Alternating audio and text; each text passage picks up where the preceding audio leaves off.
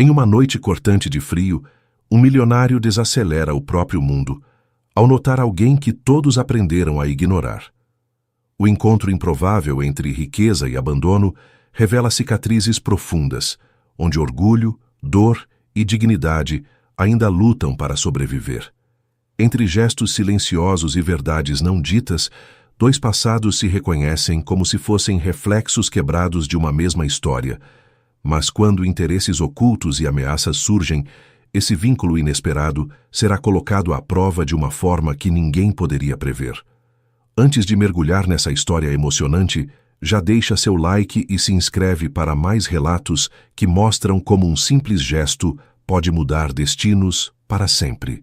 A chuva fina que caía sobre a Avenida Brigadeiro Faria Lima, naquela quinta-feira de julho, parecia menos um fenômeno meteorológico e mais uma sentença.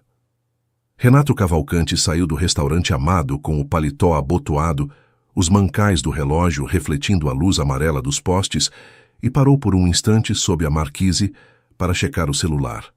Eram 11h42. O jantar havia sido longo, mas produtivo. 3 horas negociando os termos de uma parceria com investidores portugueses que finalmente pareciam convencidos de que o Brasil, e mais especificamente a sua construtora, era um porto seguro para o capital deles.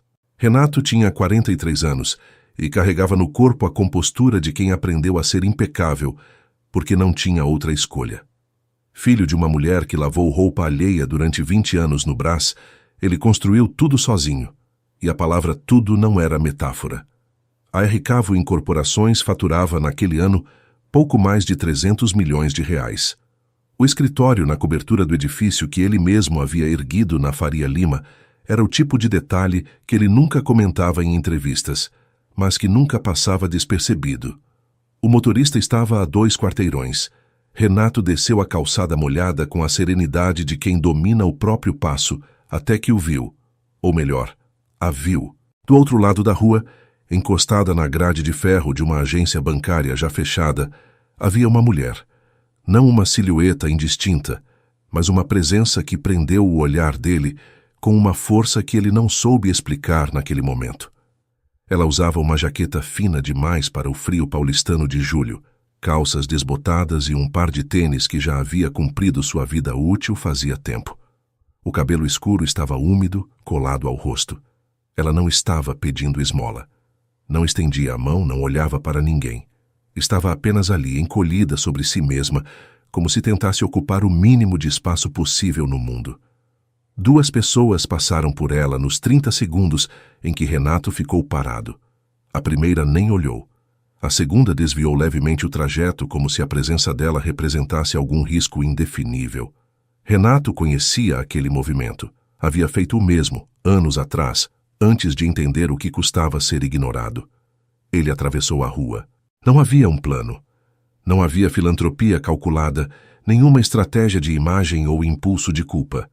Havia apenas o reconhecimento silencioso de algo que ele só conseguiria nomear mais tarde, quando estivesse sozinho. Quando ele chegou perto o suficiente, ela ergueu os olhos castanhos, fundos, com aquela expressão específica de quem já se preparou para a decepção antes mesmo de saber o que vem. "Está tudo bem?" A pergunta saiu sem cerimônia, direta, mas sem a aspereza de quem pergunta só para cumprir protocolo. Ela não respondeu de imediato. Avaliou-o com a cautela de quem aprendeu que gentileza de estranho costuma ter preço. "Estou bem", ela disse, e a voz saiu mais rouca do que provavelmente pretendia. Renato ficou onde estava. Não se aproximou mais, não recuou. "Faz quanto tempo que você está aqui fora?" Ela piscou. A pergunta era diferente das que ela esperava. "Desde umas 7. Eram quase meia-noite." Ele fez o cálculo sem comentar. Tirou o paletó, o mesmo paletó que havia custado R$ 2.300 numa alfaiataria dos Jardins, e estendeu na direção dela com um gesto que não era de condescendência, mas de algo mais parecido com obrigação recíproca entre seres humanos. "Não precisa", ela disse. "Eu sei", ele respondeu, "mas eu preciso que você fique aquecida enquanto a gente conversa." Ela olhou para o paletó, olhou para ele, e com a lentidão de quem desconfia de cada centímetro do gesto, colocou a peça sobre os ombros. O tecido era pesado, quente, e cheirava a algo que ela não identificou de imediato. Madeira, couro, o resíduo discreto de um perfume caro. Tem uma lanchonete na próxima rua, Renato disse. Café, alguma coisa quente, só isso. Ela ficou em silêncio por alguns segundos que pareceram mais lófigos do que eram. O frio beliscava. A chuva fina continuava, impassível. Por quê? Ela perguntou. Ele considerou a pergunta com seriedade, como se merecesse uma resposta honesta. Porque eu já vi minha mãe nessa situação, e naquela época ninguém parou. Algo na resposta, a ausência de dramaturgia, a secura quase clínica com que ele disse aquilo, foi o que a convenceu. Não a pena, não o paletó caro, não o carro que ela viu estacionado a 2 quarteirões. A honestidade sem enfeite. Ela se levantou devagar, como se o corpo precisasse de autorização interna para cada movimento. Mariana, ela disse, e foi uma apresentação que soou quase como um teste, como se ela estivesse verificando se o próprio nome ainda existia na boca dela. Renato, ele respondeu, e não acrescentou mais nada. Eles caminharam lado a lado pela Faria Lima molhada, 2 desconhecidos unidos por algo que ainda não tinha nome, enquanto a cidade continuava sua indiferença habitual ao redor, alheia ao fato de que aquela calçada estava prestes a mudar a vida dos 2 de maneiras que nenhum deles havia previsto. A lanchonete se chamava Ponto 24 e ficava numa rua lateral, um lugar com mesas de fórmica e luz fluorescente e o cheiro perpétuo de café coado na hora. Era exatamente o tipo de lugar que Renato Cavalcanti não frequentava há anos, e exatamente o tipo de lugar onde ele se sentiu naquela noite, mais em casa do que no restaurante de onde havia saído. Eles sentaram. O garçom trouxe o cardápio sem cerimônia. Renato pediu 2 cafés e uma travessa de pão de queijo, sem consultar ela, e ela deixou porque havia algo no gesto que era menos arrogância e mais o hábito de quem cuida. Mariana tinha 38 anos, embora parecesse mais velha na primeira impressão, não pela fisionomia, mas pelo peso que carregava nos gestos. Ela olhou para a mesa por um longo momento antes de dizer qualquer coisa. Você não precisa fazer isso, ela disse, mas desta vez a frase tinha textura diferente. Não era recusa, era aviso. Fazer o quê? Me tratar como projeto. Renato deu um sorriso lento, quase involuntário. Não tenho paciência para projetos que não me interessam. Você me interessa. Ela ergueu os olhos. Por quê? Ainda não sei, ele disse, com a mesma honestidade desconcertante de antes. Mas pretendo descobrir. O café chegou. A travessa de pão de queijo chegou. E ali, naquela mesa de fórmica sob luz fluorescente, com a chuva fina batendo na vidraça e a Faria Lima rugindo lá fora, Mariana Fonte começou pela primeira vez em muito tempo a sentir o calor como algo que podia durar mais do que um instante. O pão de queijo estava quente e Mariana comeu com a contenção de quem foi ensinada pela fome a não demonstrar fome. Renato percebeu, mas não comentou. Havia uma gramática própria naquele tipo de orgulho e ele a conhecia bem o suficiente para não violá-la. Ela falou aos poucos, como quem abre uma torneira enferrujada. Primeiro apenas gotas, depois um fio e eventualmente algo que começou a ter força própria. Não havia ordem cronológica no que ela contava. Havia emoção, e as emoções obedecem a leis diferentes das do tempo. Mariana havia sido, até 3 anos atrás, gerente de atendimento numa corretora de seguros na Bela Vista. Não era um cargo glamuroso, mas era o suficiente. Apartamento alugado no paraíso, conta poupança razoável. A sensação de que a vida havia estabilizado depois de um início difícil.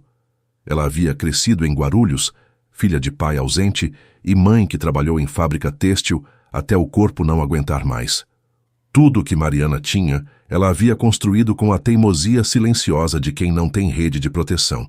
E então veio Gustavo. Ela não disse o sobrenome, disse apenas o nome, da mesma forma que se diz o nome de uma tempestade, com o respeito involuntário de quem sobreviveu a ela. Gustavo havia chegado na sua vida como chegam os vendaveiros, rápido demais para perceber, convincente demais para resistir. empresário do setor imobiliário articulado, com o tipo de atenção que faz uma mulher acreditar que finalmente foi vista. Eles ficaram juntos 2 anos. Ele não levantava a mão, Mariana disse, e havia na frase uma espécie de cuidado perverso, como se ela ainda precisasse justificá-lo. Não precisava, tinha outros jeitos. Renato ouviu sem interromper. Havia aprendido ao longo dos anos que o silêncio era frequentemente o presente mais valioso que se podia dar a alguém que estava tentando encontrar palavras para algo que durante muito tempo não teve palavras. Gustavo havia, com paciência e método, isolado Mariana das amigas, convencido-a a sair da corretora para se dedicar à relação. E quando a relação acabou, ela estava sem emprego, sem a rede de amizades que havia deixado se desfazer e sem o apartamento do paraíso, que havia sido colocado no nome dele com a justificativa de que assim ficaria mais fácil para o financiamento. Mas tinha o da minha mãe, ela disse, um apartamento pequenininho em Ermelino Matarazzo. Ela passou para mim antes de ir embora. Uma pausa. Faz 4 anos que ela foi embora. Renato entendeu o eufemismo sem precisar perguntar.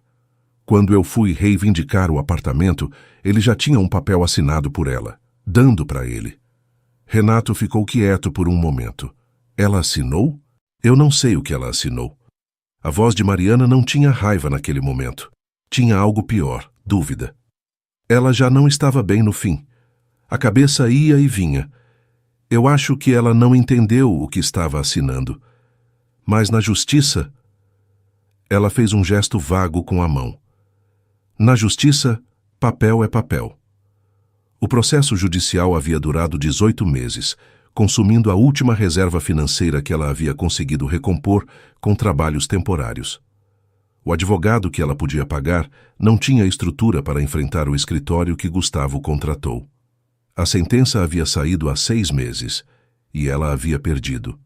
Desde então, Mariana havia passado por um quarto de pensão na Muca, pela casa de uma conhecida que não era exatamente amiga, e nas últimas semanas, quando as opções foram se estreitando, pelas ruas. Não fico sempre no mesmo lugar, ela disse, com uma pragmaticidade que soou mais perturbadora do que qualquer choro. A gente aprende onde é mais seguro. Renato ficou com aquela frase no silêncio interno por um tempo. Depois disse, tem um hotel a 3 quarteirões daqui, o Maxime. Eu fico lá quando tenho reunião cedo no dia seguinte e não quero dirigir de volta para Higienópolis. Ela o olhou. Vou pedir um quarto para você, café da manhã incluído, sem condição nenhuma, sem explicação, sem nada que você não queira. Se amanhã de manhã você preferir ir embora sem falar comigo, tudo bem. Por que você faria isso? A pergunta era legítima, e ele a tratou como tal. Ficou quieto por alguns segundos olhando para o café que já estava quase no fim. Porque minha mãe ficou numa situação parecida uma vez, em Osasco. Eu tinha acabado de conseguir meu primeiro emprego com carteira assinada e mandei dinheiro tarde. 1 semana tarde. E nessa semana ela passou 2 noites na rua. Ele pausou. Nunca me perdoei por isso. Então, quando posso, eu paro. É só isso. Mariana ficou olhando para ele por um longo tempo. Havia algo na forma como ele contava aquilo, sem buscar absolvição, sem transformar a própria dor numa moeda de troca emocional, que a tocou de uma forma que ela não esperava. Eu não sou caridade, ela disse. Não era hostilidade, era a afirmação mais importante que ela precisava fazer naquele momento. Eu sei disso, ele respondeu. Eu não tô te oferecendo caridade. Tô te oferecendo um quarto e um café da manhã. São coisas diferentes. Ela olhou para a vidraça. A chuva havia parado, mas a calçada ainda estava brilhante. A Faria Lima era uma avenida que nunca dormia completamente, e havia algo quase cruel naquele movimento contínuo de carros e luzes, enquanto algumas pessoas tinham frio do lado de fora. Uma noite, ela disse por fim. Uma noite, ele concordou. Quando chegaram ao Maxime, o recepcionista cumprimentou Renato pelo nome e não demonstrou qualquer surpresa com a situação. Renato pediu o quarto 714, que ele sabia ser um dos maiores do andar, e deixou o cartão de crédito sem cerimônia.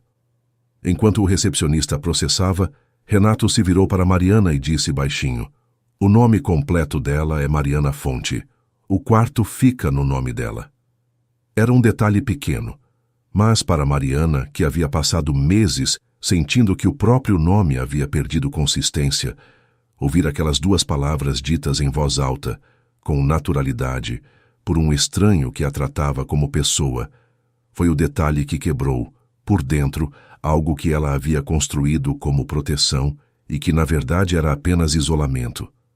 Ela não chorou, mas quando entrou no elevador e as portas se fecharam, fechou os olhos por alguns segundos e respirou fundo, como alguém que está aprendendo de novo como se faz isso. O quarto 714 do Hotel Maxime tinha uma cama king com lençóis de 300 fios, uma banheira que Mariana ficou olhando por quase 1 minuto antes de encher, e uma janela que dava para a Faria Lima lá embaixo, com seus carros e suas luzes e sua indiferença reluzente. Ela ficou parada na janela por um tempo, com o roupão do hotel, depois do banho mais longo que havia tomado em semanas, talvez meses, se ela fosse honesta consigo mesma. Havia algo perturbador em estar limpa. Não porque a limpeza fosse ruim, mas porque ela revelava coisas que a sujeira havia encoberto. Quando você está sobrevivendo, você não tem o luxo de sentir. Você apenas faz. E agora, naquele quarto silencioso, com o cheiro de sabonete na pele e os pés aquecidos pelo tapete felpudo, Mariana sentiu tudo de uma vez, e o peso disso quase a dobrou. Ela se sentou na beira da cama e ficou assim por um tempo, com as mãos no colo, deixando passar. Era isso que a terapeuta que ela havia visto anos atrás, antes de Gustavo, antes de tudo, chamava de processar. Você não combate. Você deixa passar. Como uma enxurrada. Você vai para o alto e espera a água baixar. A água baixou, eventualmente. Ela deitou e dormiu com uma profundidade que não experimentava há tempo suficiente para não lembrar quando havia sido a última vez. Na manhã seguinte, Mariana acordou com a luz entrando pelas frestas da cortina e ficou alguns segundos desorientada, procurando no teto informações sobre onde estava. Depois, a memória voltou, ordenada e sem dramaturgia. O jantar, o paletó, a lanchonete. O nome dela dito em voz alta no balcão. Ela usou a escova de dentes do kit de cortesia, penteou o cabelo com os dedos porque não havia escova de cabelo, e se olhou no espelho do banheiro por um tempo mais longo do que planejava. Havia algo diferente no rosto. Não a aparência. As olheiras estavam lá, o vestígio do cansaço acumulado, mas havia nos olhos algo que ela não reconhecia de imediato e que depois identificou como sendo a ausência de medo imediato. O medo de fundo existia, mas o medo agudo, o de não saber onde você vai estar daqui a 2 horas, havia recuado por um momento. O café da manhã era no 2º andar, num salão com vista para um jardim interno. Renato Cavalcante já estava lá quando ela chegou, com a mesma postura composta de sempre, lendo algo no celular. Quando a viu, largou o aparelho na mesa com uma naturalidade que indicava que ele não estava fingindo não estar esperando por ela. Estava esperando, e não havia necessidade de disfarçar. "Dormiu bem?" ele perguntou. "Melhor do que devia", ela disse, e havia na resposta uma autocrítica suave, que ele notou, mas não expandiu. Ela serviu o prato no buffet com mais apetite do que na noite anterior, e sentou na mesa com a desenvoltura discreta de quem está reaprendendo a ocupar espaço. Renato esperou que ela comesse antes de falar qualquer coisa de substância, o que ela apreciou sem dizer. "Você falou em processo judicial ontem", ele disse, quando os pratos estavam semi-esvaziados e o 2º café havia chegado. "O caso do apartamento." "Já foi julgado", ela disse. "Perdi." "Julgado em primeira instância?" Ela o olhou. "Você é advogado?" "Não, mas tenho vários no meu escritório." Uma pausa. "Uma sentença de primeira instância não é o fim. Você teve recurso?" "Meu advogado disse que não tinha base suficiente." Renato ficou quieto por alguns segundos, com aquela expressão que ela estava começando a identificar como sendo seu modo de pensar em voz alta, sem usar as palavras ainda. "Posso pedir para alguém do meu escritório dar uma olhada no processo?" sem compromisso, só para ter uma segunda opinião. Ela colocou a xícara na mesa com cuidado.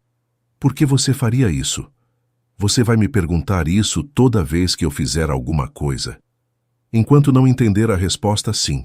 Ele deu aquele sorriso lento de novo, o mesmo da lanchonete, involuntário, como se ela dissesse coisas que o pegavam desprevenido de uma forma que ele achava, no fundo, refrescante. Porque parece injusto, ele disse. E eu tenho recursos que você não tem. Usar recurso onde ele faz diferença não é filantropia. É só usar o que você tem para alguma coisa que vale a pena. Ela ficou olhando para ele por um momento. Havia uma parte dela, a parte que Gustavo havia treinado a desconfiar de generosidade, que ainda procurava a armadilha. Mas não havia armadilha no rosto dele. Havia cansaço de homem que trabalha muito e algo mais fundo que ela não conseguia nomear ainda, mas que reconhecia como sendo real. Foi nesse momento que a porta do salão de café da manhã se abriu e uma mulher entrou. Mariana a notou, antes de entender por que notou. Era o tipo de presença que não pedia permissão para ser sentida. Alta, roupas que custavam o suficiente para serem discretas, sem serem invisíveis, cabelo escuro impecável. Ela tinha talvez 40 anos e o jeito de andar de quem está acostumada a ter a atenção de qualquer sala, antes mesmo de chegar ao centro dela. Ela viu Renato e parou por meio segundo, uma fração de tempo pequena demais para a maioria das pessoas, mas que Mariana, com os reflexos aguçados de quem passou meses lendo pessoas para se manter segura, captou com precisão. E então a mulher andou até a mesa deles. Renato. A voz era baixa e calibrada com a cordialidade artificial de quem está sendo gentil por escolha estratégica e não por impulso. Que surpresa te encontrar aqui. Lívia. Ele disse o nome sem calor nem hostilidade. Apenas o nome. Você está hospedada aqui? Reunião de manhã cedo na Faria Lima, ela disse, e então deslocou o olhar, devagar, com intenção, para Mariana. Houve uma pausa de talvez 3 segundos. 3 segundos em que Lívia Drummond olhou para Mariana Fonte com a expressão de quem está fazendo uma avaliação completa e já chegou às suas conclusões, e em que Mariana sentiu, com a clareza desconfortável de quem reconhece esse tipo de olhar, que acabava de ser catalogada e descartada numa única operação. Sua acompanhante? Lívia perguntou com um sorriso que não chegava aos olhos. Minha convidada, Renato disse, e havia na correção algo de deliberado, de quem escolhe cada palavra com propósito. Lívia sorriu de novo, mas desta vez havia algo embaixo do sorriso que Mariana identificou sem dificuldade. Ciúme, vaidade ferida e a determinação de quem ainda não decidiu como vai reagir, mas já sabe que vai reagir de alguma forma.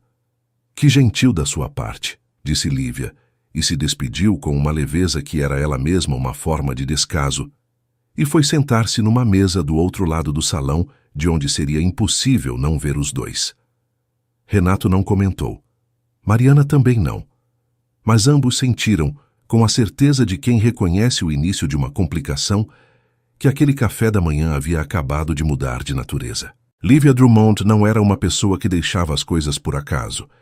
Era consultora de gestão patrimonial, sócia de uma boutique financeira nos Jardins e havia construído sua reputação sobre a capacidade de identificar riscos antes que eles se tornassem problemas.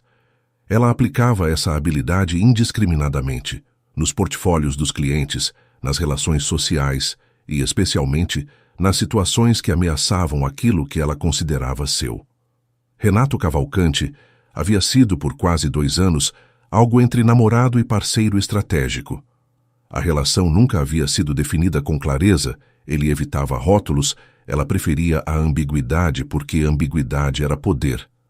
Mas havia entre os dois uma frequência regular de jantares, eventos, fins de semana em Campos do Jordão, e a suposição tácita de exclusividade que nenhum dos dois havia verbalizado e nenhum dos dois havia violado até então. Até então.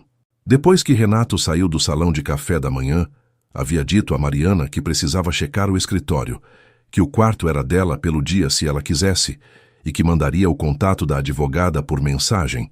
Lívia esperou exatamente 4 minutos e então foi até a recepção.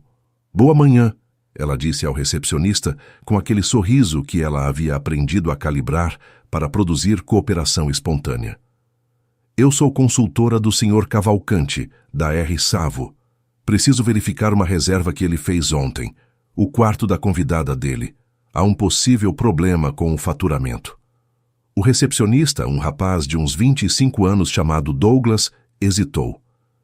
Posso verificar internamente, mas dados de hóspedes... Douglas, Lívia disse. E havia no uso do nome uma intimidade fabricada que era uma técnica, não um sentimento. O Sr. Cavalcante mesmo me pediu. Pode verificar se precisar. Não era verdade, mas Douglas não tinha como verificar naquele momento, e Lívia sabia disso. Ele digitou algo no computador. O quarto 714 está registrado no nome de Mariana Fonte. Check-out marcado para amanhã. Amanhã? Lívia repetiu, com a entonação controlada de quem está registrando uma informação relevante.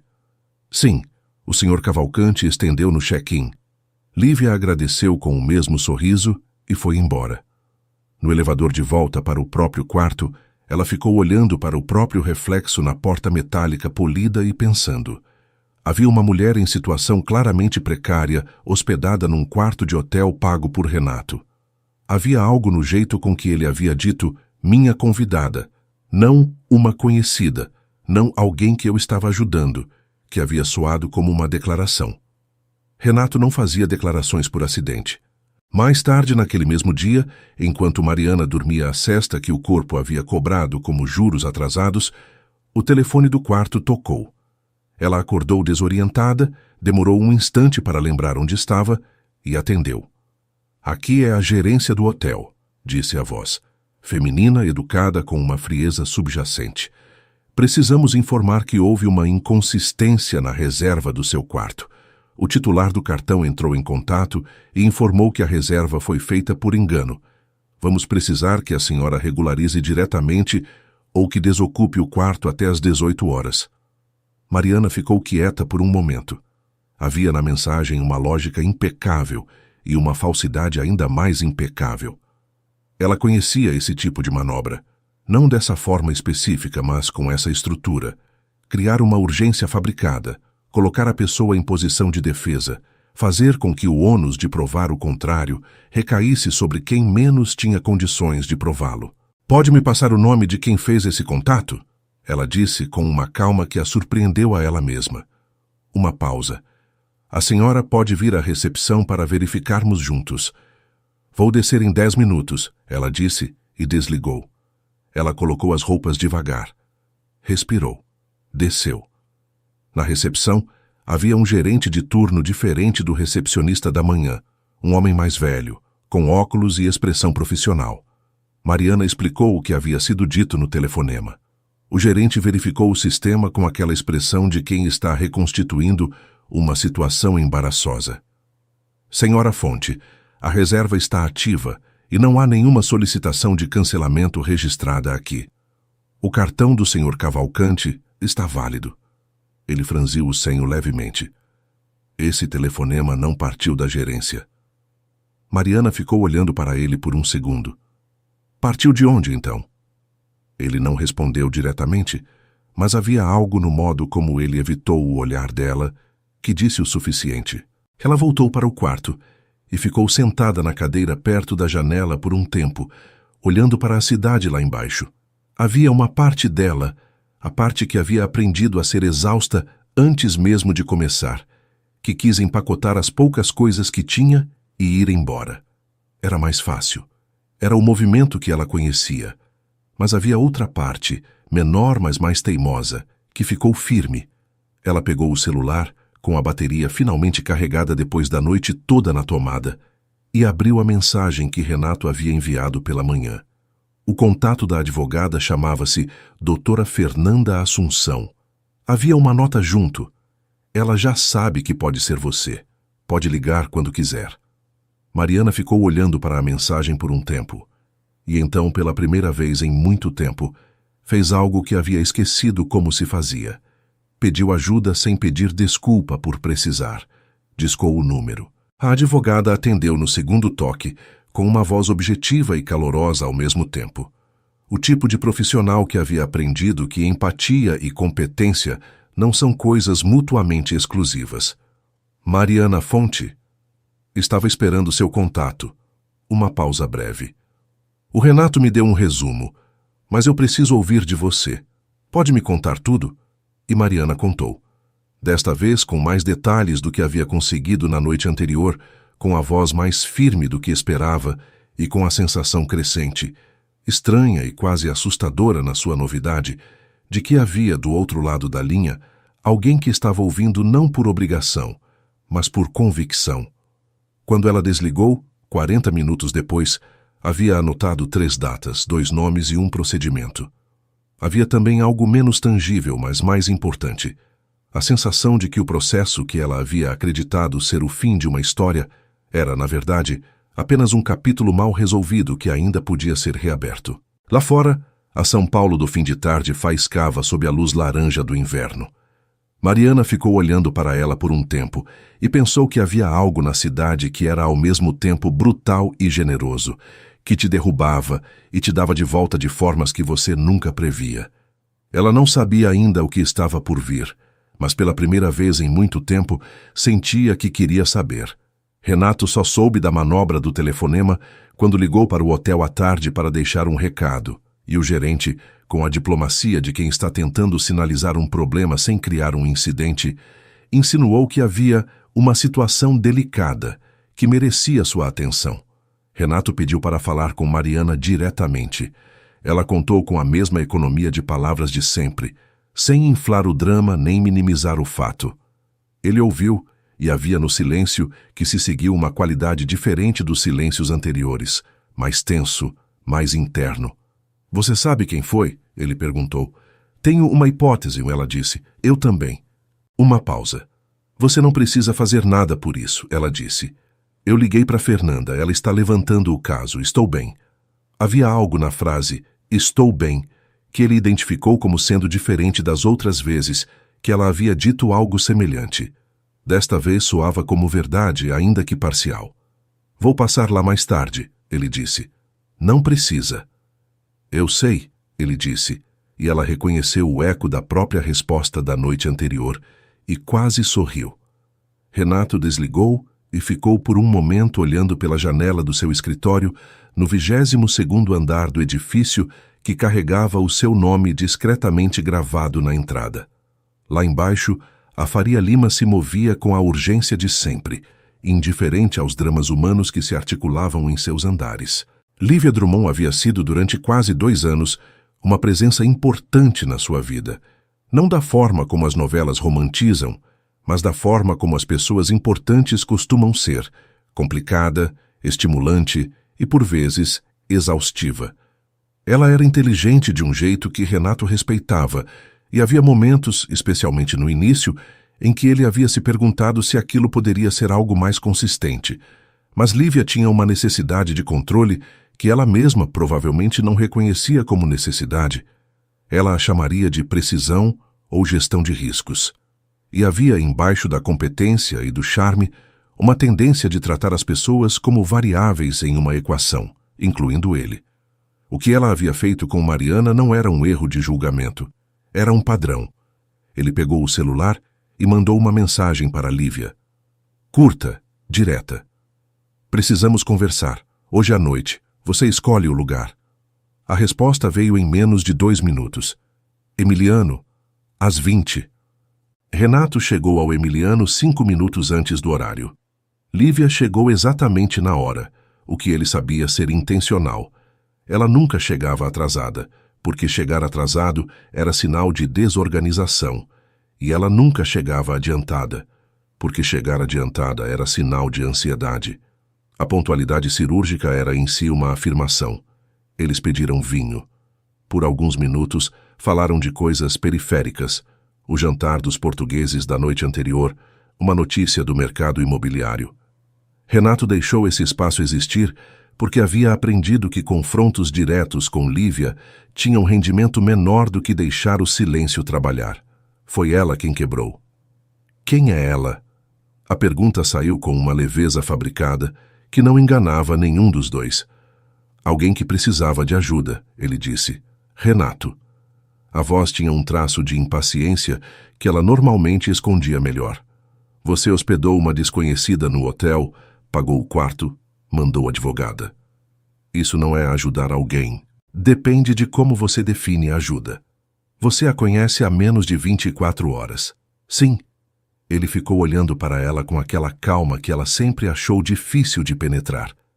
E ainda assim, eu sei mais sobre o caráter dela do que sobre o de muita gente que conheço há anos. Lívia ficou quieta por um momento. Havia algo no que ele havia dito que pousou entre os dois como uma pedra, não violento, mas pesado. Você está me dizendo alguma coisa? Ela perguntou.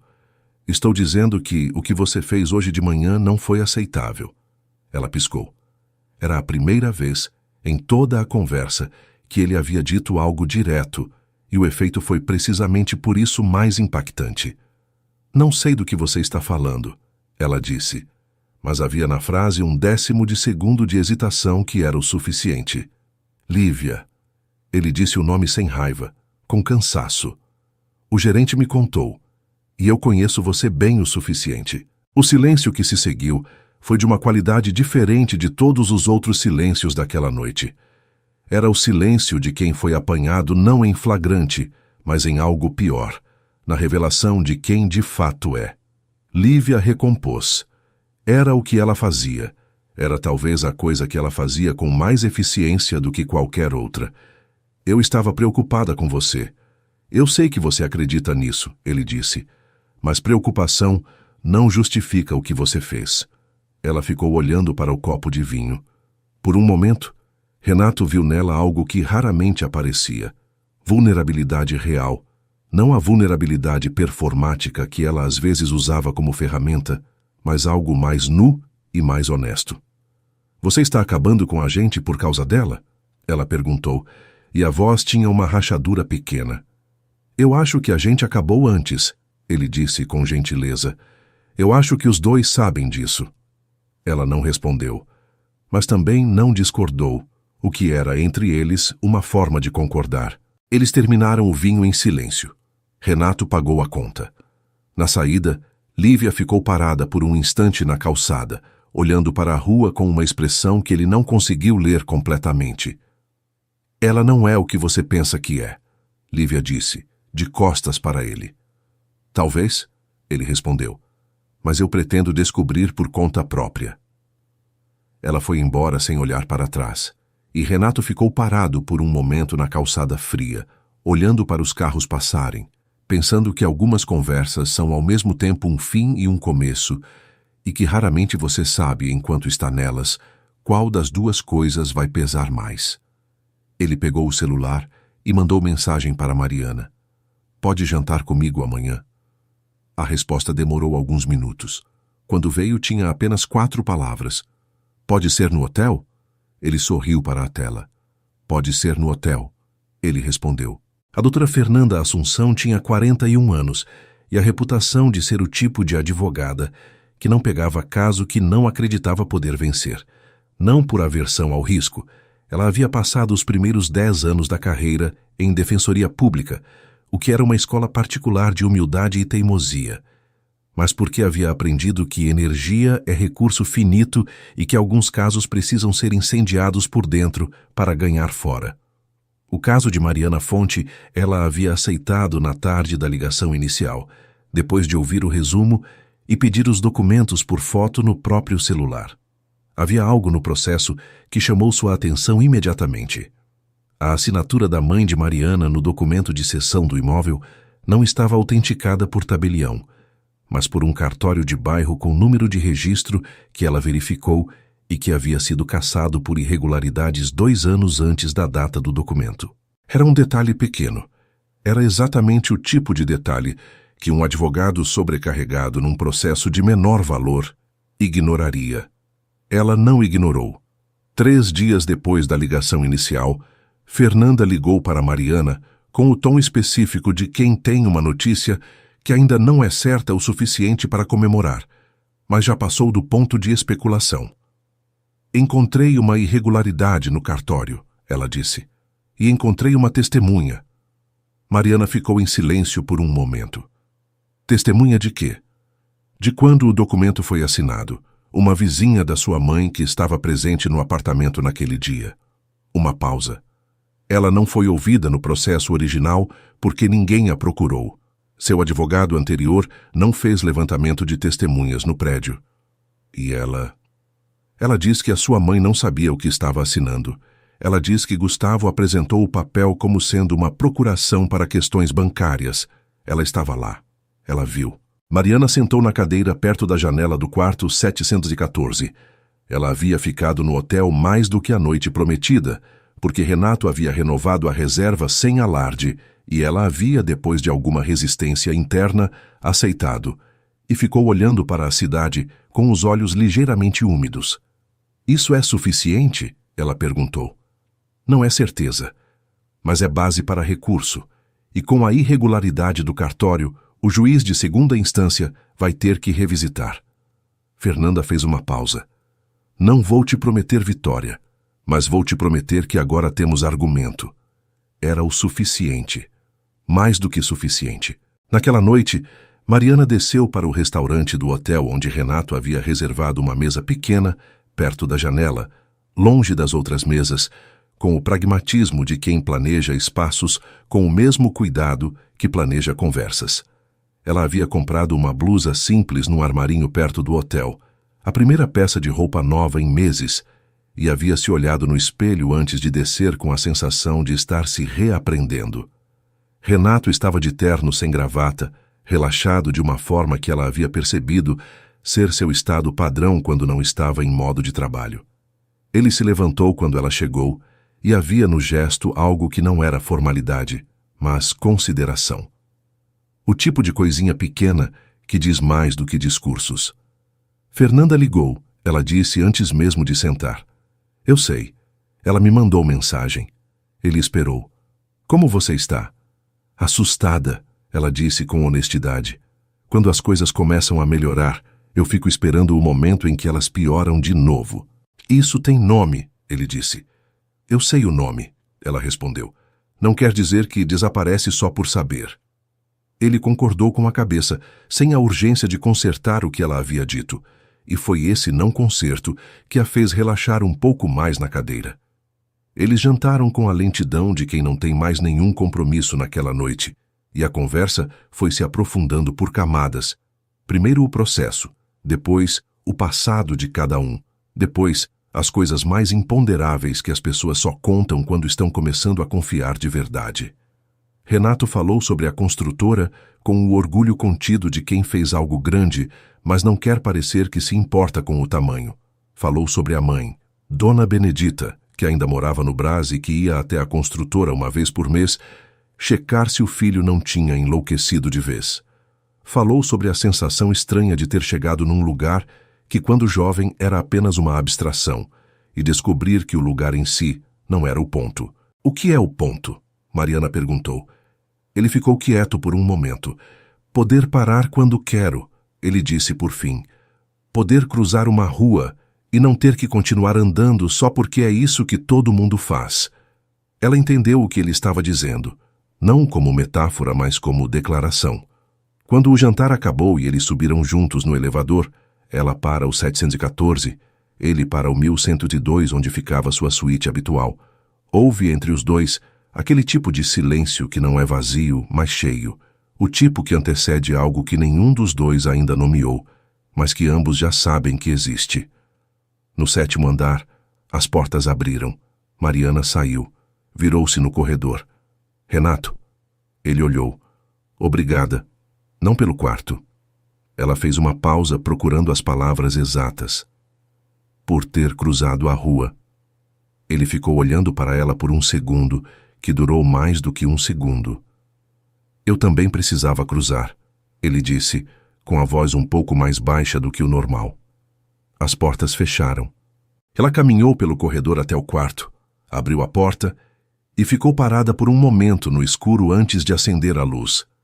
Havia, naquele instante, a sensação de estar em dois lugares ao mesmo tempo, no lugar de quem ainda estava procurando o chão e no lugar de quem já estava muito discretamente começando a encontrá-lo. Ela não sabia ainda tudo o que estava por vir, Não sabia sobre as manobras que Lívia ainda tinha em mente. Não sabia sobre o telefonema que chegaria em 2 dias com uma notícia que mudaria o curso do processo. E não sabia sobre a revelação que estava guardada no coração daquela história, esperando pelo momento certo para emergir. O que ela sabia era que, pela primeira vez em muito tempo, ela queria saber o que vinha a seguir. Lívia Drummond tinha um talento específico para transformar mágoa em estratégia. Não era algo que ela havia planejado desenvolver. Era uma habilidade que havia crescido organicamente de anos de aprender que emoção bruta era ineficiente e que tudo que você sentia podia ser convertido em ação útil, desde que você soubesse canalizar. A conversa com Renato no Emiliano havia deixado uma ferida pequena e precisa, do tipo que não sangra, mas arde, e que ela havia passado 2 dias tentando convencer a si mesma que era apenas ferida de orgulho, não de sentimento. Era mais confortável acreditar nisso. O que ela fez a seguir não foi uma explosão. Foi cirúrgico. Lívia tinha contatos em 3 dos principais veículos de fofoca corporativa de São Paulo. Não o jornalismo de negócios sério, mas o tipo de newsletter que circulava em grupos de WhatsApp de sócios e executivos, cheia de rumores atribuídos a fontes próximas, que ninguém jamais identificava. Ela havia alimentado esse circuito antes, estrategicamente, para benefício próprio ou de clientes. Desta vez, ela mandou uma mensagem para um contato específico com uma informação cuidadosamente selecionada. Que Renato Cavalcante havia hospedado no Maxime uma desconhecida de origem incerta, que o gesto havia gerado questionamentos internos sobre o julgamento do executivo e que havia especulações sobre o impacto disso numa fusão em andamento. Não era mentira completa, que era o que tornava a coisa perigosa. Era a montagem de fatos verdadeiros em sequência enganosa, a técnica mais sofisticada de desinformação, porque é a mais difícil de desmontar. A notinha circulou, e chegou por caminhos que Lívia não havia calculado completamente, até Augusto Melado. Augusto Melado tinha 62 anos, era fundador de um fundo de investimento baseado em Campinas e estava em negociações avançadas com a R. Cavo para uma fusão que havia demorado 18 meses para chegar ao ponto em que estava. Ele era um homem que havia construído tudo que tinha com um critério simples. Só fazia negócio com quem respeitava como ser humano, não apenas como profissional. Ele ligou para Renato na manhã seguinte. Renato estava no escritório quando o número de Melado apareceu na tela. Atendeu com a compostura de quem não sabe ainda o que está prestes a ouvir, mas adivinha que não é trivial. Renato, disse Melado sem preâmbulo, recebi uma notinha sobre você essa semana, do tipo anônimo, do tipo que circula em grupo de bacharel inseguro. Uma pausa. Não ligo para esse tipo de coisa, mas quero ouvir de você o que está acontecendo. Renato ficou em silêncio por um momento, e então, com a honestidade que era o seu traço mais constante, contou. Não uma versão editada ou estratégica. Contou tudo. A noite fria, Mariana na rua, o paletó, a lanchonete, o hotel, a situação jurídica, a conversa com Lívia. Contou sem fazer a si mesmo herói e sem fazer Lívia vilã. Apenas os fatos, na sequência em que haviam acontecido. Melado ouviu em silêncio. Quando Renato terminou, houve uma pausa. Você sabe que não precisava me contar tudo isso, disse Melado. Eu sei. Mas contou mesmo assim? Sim, outra pausa. Meu pai era sapateiro em Franca, disse Melado de repente. E uma vez, quando eu tinha uns 12 anos, teve uma enchente e a casa da família que morava do outro lado da rua alagou.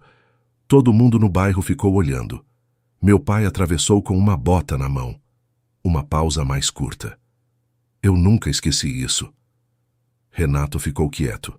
A fusão segue, disse Melado. E eu quero conhecer essa moça. Qualquer pessoa que faz o Renato Cavalcante cruzar a Faria Lima à meia-noite tem que ter alguma coisa interessante. Quando Renato desligou, ficou por um momento com o telefone na mão, olhando para a janela. Havia algo que a vida ensinava repetidamente e que ele seguia esquecendo. Que as pessoas de caráter reconhecem caráter e que a única estratégia que funcionava consistentemente era não ter estratégia. Era apenas ser quem você era e confiar que as pessoas certas iriam ver.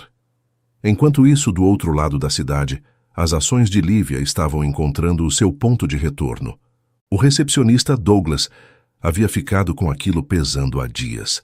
Era jovem e havia aprendido, da pior forma possível em empregos anteriores, que conivência silenciosa era uma forma de cumplicidade. Ele procurou o gerente geral e relatou o episódio completo, que havia fornecido informação de hóspede para uma terceira pessoa sem autorização, e que aquela mesma pessoa havia, aparentemente, feito um telefonema se passando pela gerência. O hotel identificou o número de origem do telefonema falso. Era um número registrado em nome de uma empresa de consultoria, empresa essa que constava no contrato de serviços como fornecedora de Lívia Drummond Consultores Associados. A gerência do Maxime era parceira comercial da R. Cavo em vários empreendimentos. O advogado do hotel entrou em contato com o escritório jurídico de Renato no mesmo dia. E assim foi que Lívia Drummond, que havia passado a vida inteira gerindo riscos com precisão quase científica, foi apanhada pelo único risco que ela havia subestimado, o de que as pessoas a quem ela havia tratado como variáveis tinham, cada uma delas, o seu próprio eixo moral. Quando o advogado de Renato ligou para ela formalmente, comunicando que o hotel estava considerando medidas cabíveis por uso indevido de dados de hóspedes e por falsidade na comunicação com a equipe, Lívia ficou em silêncio por alguns segundos que eram, para quem a conhecia, uma eternidade. Ela sempre tinha resposta, sempre tinha o próximo movimento. Desta vez, não tinha. "Vou entrar em contato com meu advogado", ela disse, e desligou. Ficou parada no escritório dos Jardins por um longo momento, olhando para a mesa de vidro e aço que ela havia escolhido com tanto cuidado, para os quadros nas paredes que transmitiam exatamente a mensagem que ela havia planejado transmitir, para a cidade lá fora, que seguia indiferente ao fato de que ela havia, num único movimento calculado mal, começado a desfazer anos de reputação construída com muito mais cuidado do que qualquer coisa que ela havia feito naquela semana. Havia uma ironia fina nisso tudo que ela provavelmente só conseguiria enxergar muito mais tarde, que o maior risco da sua carreira havia sido não um concorrente, não um mercado volátil, não um cliente difícil. Havia sido ela mesma, num momento em que havia deixado a mágoa sentar no lugar da inteligência. Naquela mesma noite, enquanto Lívia ficava sozinha com as consequências dos próprios atos, Mariana Fonte sentava na janela do quarto 714 com o celular no colo e uma mensagem recém-enviada para Fernanda. "Pode protocolar." Era uma frase de 4 palavras, mas tinha o peso de tudo que ela havia carregado nos últimos 3 anos.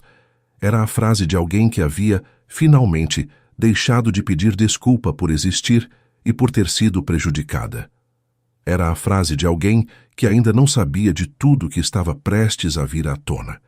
Sobre o processo, sobre Renato, sobre si mesma, mas que havia tomado a decisão mais importante antes de saber qualquer uma dessas coisas. A decisão de não desistir. A cidade lá embaixo continuava com a sua rotina de luzes e motores e vidas paralelas, acontecendo simultaneamente, cada uma com o seu peso invisível, e Mariana olhou para tudo aquilo por um longo momento antes de fechar a cortina e respirar fundo, como quem está praticando de novo uma habilidade que quase esqueceu que tinha. A audiência foi marcada para uma quinta-feira de agosto, num fórum da Bela Vista, 3 semanas depois do protocolo do recurso. Fernanda havia preparado Mariana com a minúcia de quem sabe que o que acontece antes da sala de audiência importa tanto quanto o que acontece dentro dela.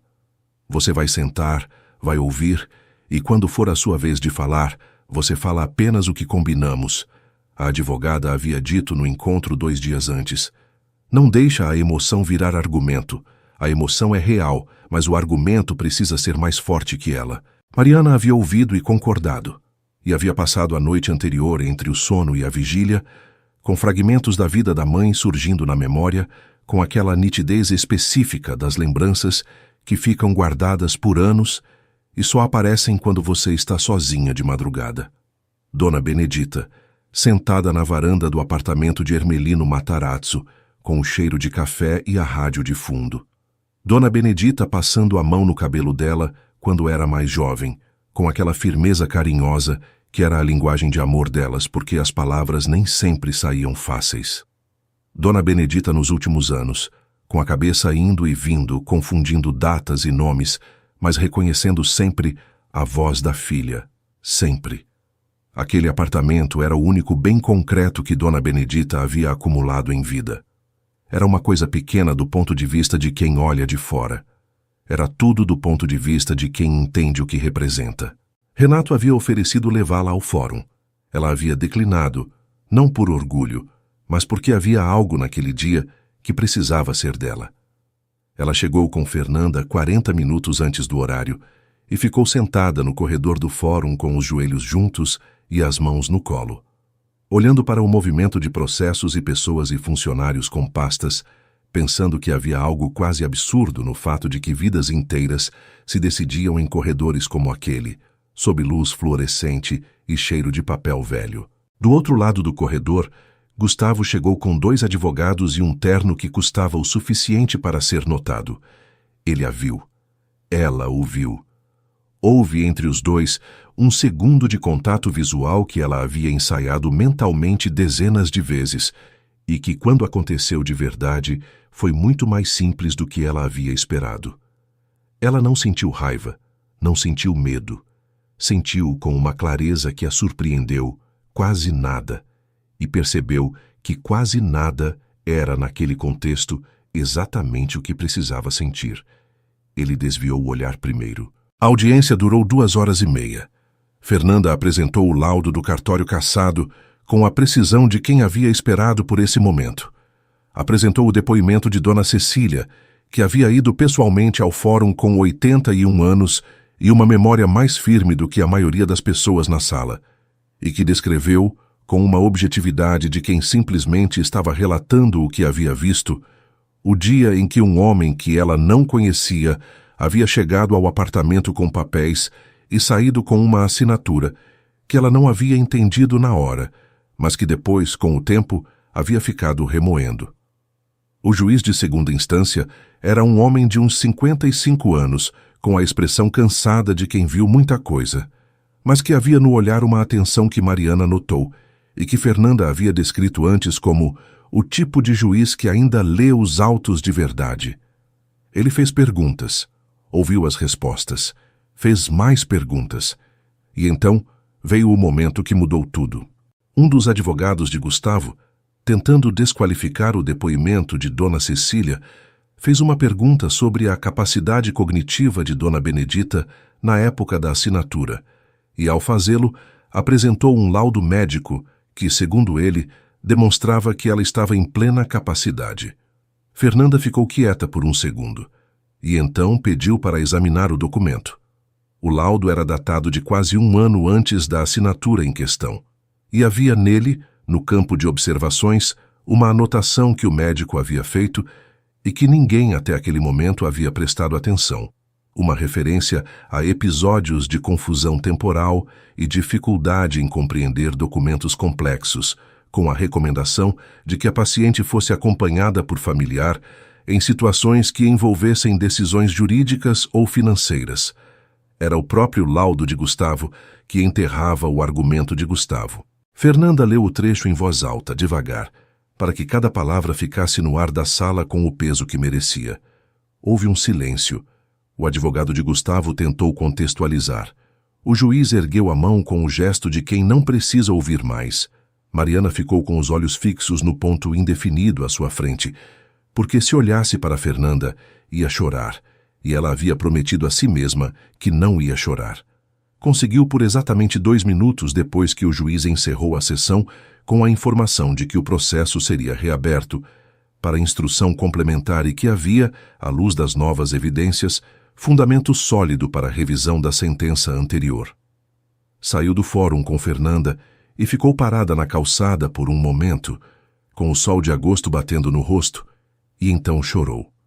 Não o choro de quem perdeu, mas o choro de quem carregou peso demais por tempo demais e finalmente encontrou um lugar para pousar. Fernanda ficou ao lado dela sem dizer nada. O que era exatamente o certo. Quando Mariana pegou o celular para mandar mensagem para Renato, havia uma já esperando. Como foi? Ela ficou olhando para a pergunta e digitou com os dedos ainda levemente trêmulos. Acho que a gente ganhou. A resposta veio imediata. Eu sabia. Ela olhou para aquelas duas palavras por um longo tempo. Havia algo nelas, na confiança sem ostentação, na certeza dita em voz baixa, que era diferente de qualquer coisa que alguém havia dito a ela nos últimos anos. Não era promessa, não era performance. Era simplesmente alguém que havia acreditado antes de ter razão para acreditar e que havia estado certo. E Mariana Fonte, de pé na calçada de um fórum da Bela Vista num agosto paulistano, com olhos vermelhos e o coração um pouco mais leve do que havia estado em muito tempo, começou a entender que aquela história não era sobre o apartamento. Nunca havia sido sobre o apartamento. Era sobre ela, sobre a mulher que havia sido antes de Gustavo e que estava devagar e com muito trabalho encontrando o caminho de volta para si mesma. E que dessa vez, diferente da última, não estava fazendo esse caminho sozinha. Ela ficou mais um momento parada na calçada, deixando o sol bater. Depois guardou o celular, ajeitou o casaco e começou a caminhar.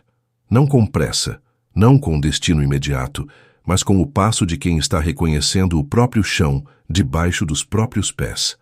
A Bela Vista estava no seu ritmo de agosto, com bares abrindo para o almoço e vendedores de frutas nos cruzamentos e o barulho de fundo que é a assinatura sonora de São Paulo em qualquer hora do dia. Mariana caminhou por aquilo tudo e pensou que havia algo de justo em que aquele momento tivesse acontecido ali, naquele bairro onde ela havia trabalhado anos atrás, onde havia almoçado em mesas de plástico na calçada e tomado café em copo descartável antes da reunião de segunda-feira. A cidade havia sido palco de muita coisa na sua vida. Podia ser palco disso também. 3 meses depois, Mariana Fonte atravessou a porta giratória de um edifício na Avenida Paulista com uma pasta de documentos debaixo do braço e a expressão de quem tem compromisso marcado e chegou 5 minutos antes do horário. O edifício abrigava, entre outros, o escritório da Fundação Cavalcante, uma iniciativa que Renato havia fundado 2 anos atrás e que oferecia apoio jurídico, financeiro e de recolocação profissional para mulheres em situação de vulnerabilidade. Havia algo que ele não havia contado a Mariana, até semanas depois do primeiro encontro, e que quando ela soube produziu nela aquela espécie de encaixe silencioso de quem entende de uma vez a lógica de várias coisas ao mesmo tempo. A fundação havia sido criada em memória de sua mãe, Dona Benedita, que havia passado por uma situação parecida em Osasco décadas atrás e que havia, ao longo dos anos, dito ao filho mais de uma vez que o dinheiro que ele ganhava só valeria a pena se fosse usado para que outras pessoas não precisassem passar pelo que ela havia passado. Mariana havia começado a trabalhar na fundação 6 semanas depois da audiência, quando a sentença de revisão havia chegado e, com ela, a confirmação de que o apartamento de Hermelino Matarazzo voltaria a seu nome. Não havia entrado pela porta que entra quem precisa de ajuda, embora fosse exatamente isso que ela havia sido. Havia entrando pela porta que entra quem tem algo a oferecer. E o que ela tinha a oferecer era precisamente a experiência de ter atravessado aquilo tudo e ter chegado do outro lado. Ela coordenava o atendimento inicial das mulheres que chegavam à fundação. Ouvia, fazia perguntas, não prometia o que não podia garantir, mas garantia o que podia: presença, encaminhamento e a informação dita com simplicidade e sem condescendência de que aquela situação não era definitiva. Havia nisso uma circularidade que não era poética por intenção, mas por natureza. Era simplesmente o que acontece quando alguém que recebeu ajuda numa hora de necessidade encontra a forma de transformar aquela ajuda em algo que continua. Renato havia aprendido nesses meses que havia uma diferença entre admirar alguém de longe e conhecer alguém de perto, e que Mariana Fonte era mais do que ele havia percebido naquela noite fria na Faria Lima. Ela era precisa, tímida de forma seletiva, com um humor seco que aparecia nos momentos em que ela estava relaxada o suficiente para deixar. Tinha opiniões firmes sobre coisas que a maioria das pessoas não considerava suficientemente importantes para ter opiniões firmes, e ficava em silêncio sobre coisas que a maioria das pessoas achava que precisavam ser discutidas em voz alta. Eles haviam jantado com Melado numa terça-feira de setembro, num restaurante em Pinheiros que nenhum dos três havia escolhido por ser famoso. Tinham escolhido porque a comida era boa e as mesas eram espaçadas o suficiente para conversar sem ser ouvido. Melado havia chegado com a simplicidade de quem tem o suficiente para não precisar mais demonstrar nada, e havia ouvido Mariana por quase 1 hora antes de dizer qualquer coisa sobre negócios. Quando a conta chegou, havia olhado para Renato com aquela expressão que substituía palavras, a expressão de quem está confirmando sem cerimônia uma coisa que já havia decidido. A fusão havia sido assinada 4 semanas depois. Lívia Drummond havia chegado a um acordo extrajudicial com o Hotel Maxime, com a descrição de quem prefere resolver as coisas longe dos holofotes. Ela havia afastado temporariamente 2 clientes importantes durante o período de ruído, e havia, isso Renato soube por um contato em comum, passado por algumas semanas difíceis antes de começar a reconstruir. Ele não havia desejado o pior para ela. Havia desejado, com a honestidade de quem conheceu alguém de verdade antes de entender que não era o suficiente, que ela encontrasse um jeito de ser menos sozinha do que havia sido. Porque embaixo de toda a estratégia e de toda a competência havia uma solidão considerável, e ele havia visto isso, às vezes, nos momentos em que ela deixava escapar. Numa tarde de outubro, quando o inverno paulistano havia finalmente recuado, e o sol voltava com aquela qualidade específica do fim do ano em São Paulo, mais horizontal, mais dourado, menos urgente, Renato foi buscar Mariana na fundação. Ela saiu com a pasta debaixo do braço e o cabelo preso, e uma expressão que era ao mesmo tempo cansada e satisfeita, do jeito que as pessoas ficam quando trabalharam o dia inteiro em algo que importa. Eles caminharam pela Paulista sem destino específico, com aquela liberdade do fim de expediente, numa cidade que, quando você para de temer, tem uma beleza muito particular. "Você tá bem?" ele perguntou num dado momento. Ela pensou na pergunta com a seriedade que ela merecia. "Estou", ela disse. E havia na resposta, desta vez, uma solidez que não estava lá na noite fria de julho, uma solidez que não havia sido dada por ninguém, mas construída por ela, tijolo por tijolo, escolha por escolha, nos meses que haviam se passado. Ele não disse mais nada. E ela não precisou dizer mais nada. Eles caminharam lado a lado pela avenida mais famosa do país, 2 seres humanos com histórias complicadas e futuros ainda sendo escritos, enquanto São Paulo fazia o que São Paulo sempre faz. Seguia em frente, barulhenta e indiferente e cheia de vida, alheia ao fato de que, às vezes, numa noite fria de julho, alguém atravessa uma rua e muda 2 vidas ao mesmo tempo. Porque o amor, o real, o que fica, não começa com promessas grandiosas nem com gestos de cinema. Começa com alguém que para quando todos os outros continuam andando, e que depois, devagar, aprende que parar foi a coisa mais corajosa que já fez. Fim da história. Se essa história tocou alguma coisa em você, querido ouvinte, é porque ela foi feita com o que há de mais verdadeiro nas relações humanas, a coragem de ser visto e a generosidade de ver. Aqui no canal, toda semana trazemos histórias assim, de pessoas comuns que enfrentam situações extraordinárias e encontram no meio do caminho algo que não estavam procurando, mas que precisavam. Se você ainda não se inscreveu, faça isso agora. Cada inscrição é um sinal de que você quer continuar fazendo parte dessas histórias. Deixa o like também. Ele ajuda outras pessoas a descobrir esse espaço. E nos comentários, conta pra gente. Qual momento dessa história ficou com você? A gente lê tudo. Até a próxima história.